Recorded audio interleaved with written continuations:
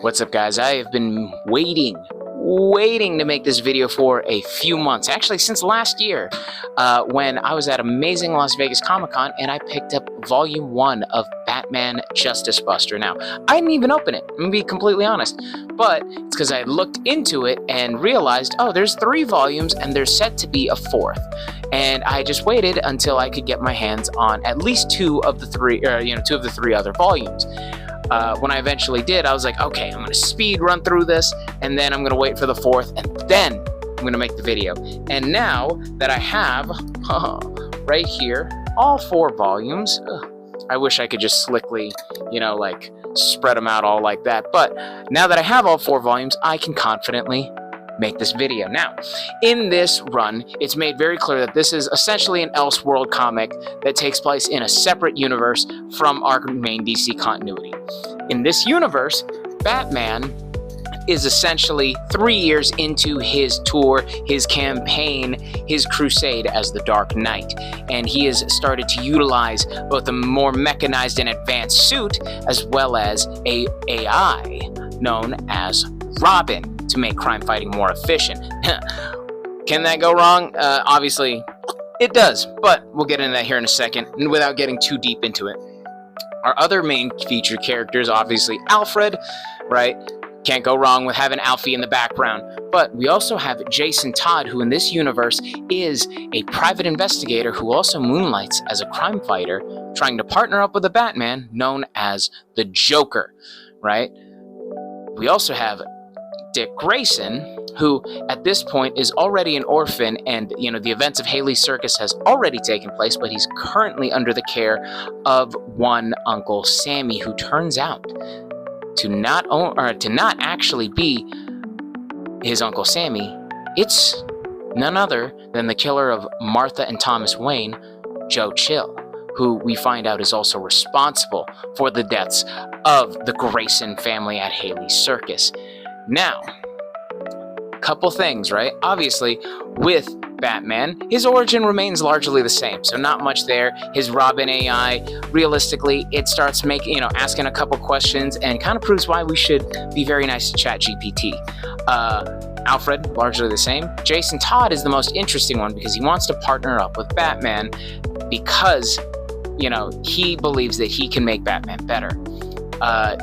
With Dick Grayson, one of the things, Joe Chill has used hypnotic suggestion on him to make him think that he is the legal guardian of Dick Grayson. I think I might have mentioned this, or maybe I mentioned it in the take that I did earlier and I already forgotten, but that's what's happening here.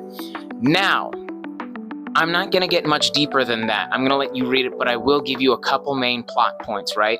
Aside from everything remaining largely the same as far as Batman is concerned, obviously Joker is Jason Todd at this point, and he's probably going to have a conversation with a crowbar soon. The biggest thing is that Joe Chill is not really Joe Chill, or at least no one really knows who this man is, but other super criminals, Two-Face, Penguin, Riddler, all refer to this individual, and I'm not going to say his name, but they refer to him as Mr. J.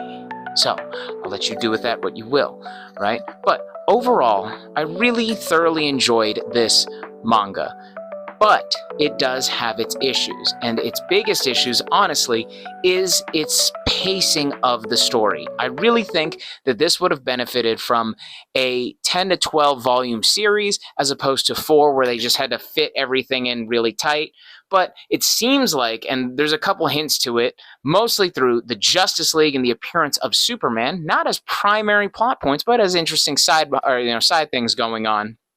But it seems like they want to set up a little Justice Buster universe, or a DC manga verse, if you will, going forward.